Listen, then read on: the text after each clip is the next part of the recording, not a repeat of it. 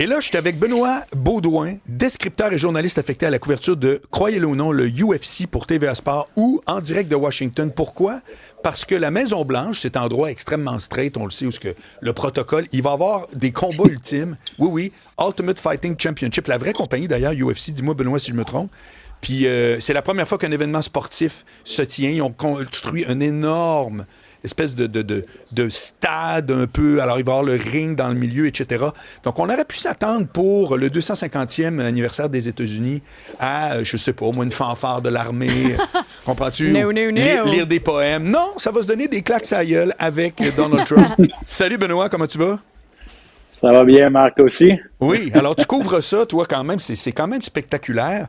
Décris-nous l'événement comme tel. Cette idée-là vient d'où, puis on s'attend à quoi, là?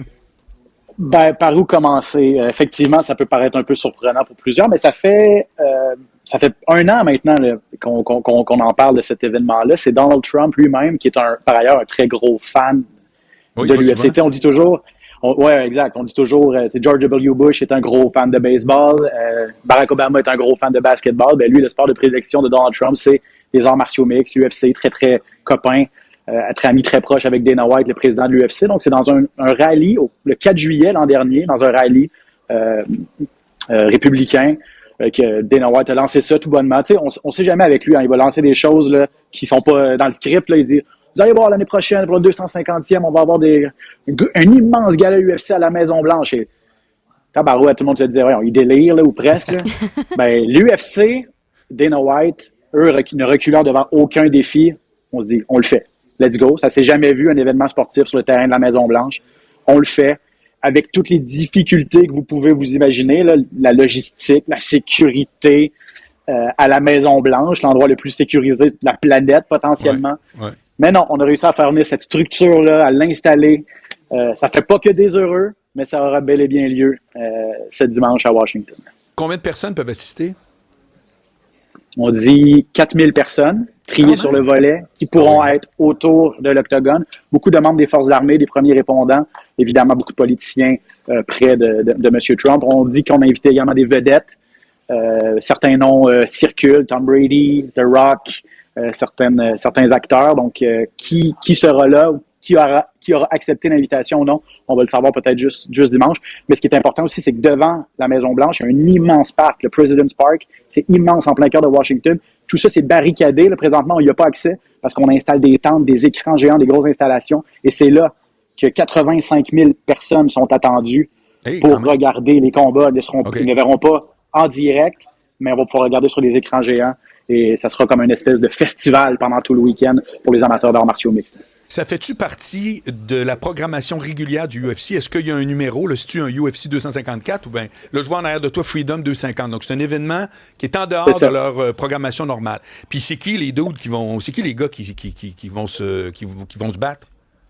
En finale, il y a le championnat incontesté des poids légers. Je ne sais pas si les noms vont dire quelque chose, mais Ilia Topuria, qui est un des meilleurs combattants livre pour livre, champion espagnol, va affronter l'Américain Justin Gaethje.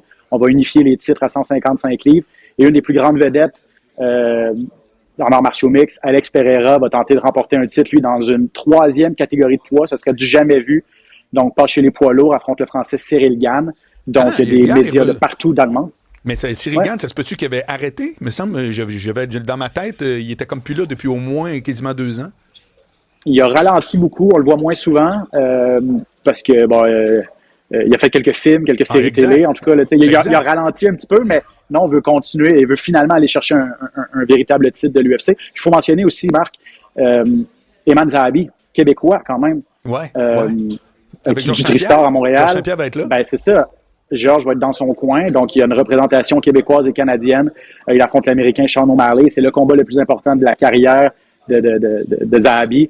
Avec une victoire, pourrait fort probablement se retrouver en combat de championnat du monde et on pourrait un jour, dans un avenir peut-être rapproché, avoir un autre Québécois après Georges là, qui finalement pourrait combattre et obtenir un titre de l'UFC. Donc, il y a quand même beaucoup d'intérêt là, chez nous pour cette carte-là. Puis, est-ce que tu es allé voir toute l'organisation, exactement, le ring, tout ce qu'on voit là en photo? Est-ce que tu es allé voir ça en direct?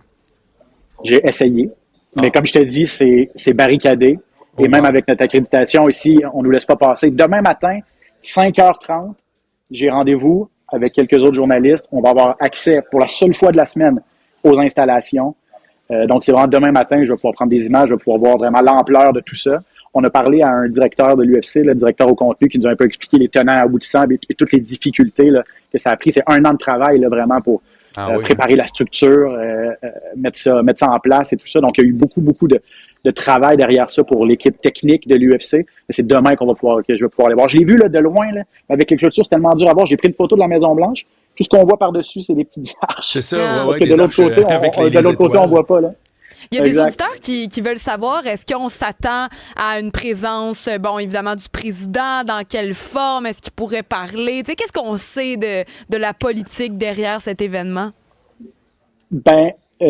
Faut savoir que ce dimanche, c'est le 80e anniversaire de naissance de M. Trump. Donc, c'est pas une date choisie au hasard, le 14 juin. On le fait. C'est son cadeau de fête. Il se fait un cadeau de fête. Donc, lui, il sera là, c'est certain. C'est sûr que si vous regardez le gala à la télévision, vous allez voir M. Trump. On va faire quelque chose pour sa venue. C'est sûr qu'on va le montrer beaucoup. C'est ça un petit peu qui est controversé parce que on dit que c'est apolitique, entre guillemets. On veut pas que ce soit juste sur Donald Trump. On dit que c'est pour le 250e des États-Unis, c'est pas républicain ou démocrate. Mais force est d'admettre qu'il y a une proximité entre M. Trump et l'UFC, comme je le disais. C'est pour son anniversaire, donc c'est sûr qu'on va le montrer. Donc, c'est pour ça que ça, pour certaines personnes, et il y a tout l'aspect aussi sportif. Est-ce que vraiment un événement sportif devrait avoir lieu sur ce lieu, certains diront sacré, qui est la Maison-Blanche, un symbole de démocratie? Est-ce que ça a sa place? Les avis divergent, mais comme n'importe quoi en politique, présentement, ou dans la vie, il y a deux côtés. Hein. Puis il y a ceux qui sont pour, ceux qui sont contre, puis ça compte. Ça devrait quand même peut-être brasser, je sais pas si ça va brasser, mais il y aura quelques manifs aussi à Washington en marge de l'événement cette fin de semaine. Benoît Beaudoin de TVA Sport, est-ce que, par rapport au point que tu viens juste de dire, est-ce que toi, c'est venu à tes oreilles des gens qui disent c'est zéro, ça n'a pas de sens, versus... Ah oui? Tu as vraiment des échos de ça, des gens sur le terrain? Ouais. Pas nécessairement sur le terrain, mais on le voit. Il y a une poursuite qui a été déposée dans les derniers jours contre l'organisation de cet événement-là. Des gens disent que la Maison-Blanche, en fait, c'est un parc national. Ça n'appartient pas au président, ça appartient aux Américains. Il y a des règles à respecter pour organiser des événements de cette nature-là sur des terres fédérales. Donc, les gens, il y a une poursuite qui est déposée pour dire vous n'avez pas respecté les lois. Vous donnez ce terrain-là gratuitement à une compagnie privée qui est l'UFC, qui, elle, va faire potentiellement des profits avec ça. Donc, il y a des poursuites qui sont déposées. Du côté de l'UFC, on dit on était prêt à ça, nos avocats sont sur le dossier. C'est juste des gens frustrés qui veulent pas que cet événement-là ait lieu. Mais ça brasse. Là. Et les gens, comme je te dis, ceux qui gravitent dans ce milieu-là, on le sait depuis 1 an que ça se prépare. Mais ceux qui ont de Washington, ceux qui suivent pas du tout l'UFC ou les arts martiaux mixtes, ont vu ces arches-là apparaître dans les dernières semaines. Puis eux, on fait comme wow, là, ma ville est défigurée, ma Maison-Blanche est défigurée. Qu'est-ce qui se passe? Puis là, il n'y a pas d'affaire à faire ça. Puis c'est là que même si on le sait depuis longtemps que ça va arriver, on dirait que les consciences se sont éveillées au cours des dernières semaines. Donc oui, on l'entend beaucoup, la controverse autour. Merci Benoît Beaudoin, descripteur journaliste affecté à la couverture de l'UFC pour TVA Sport en direct de Washington.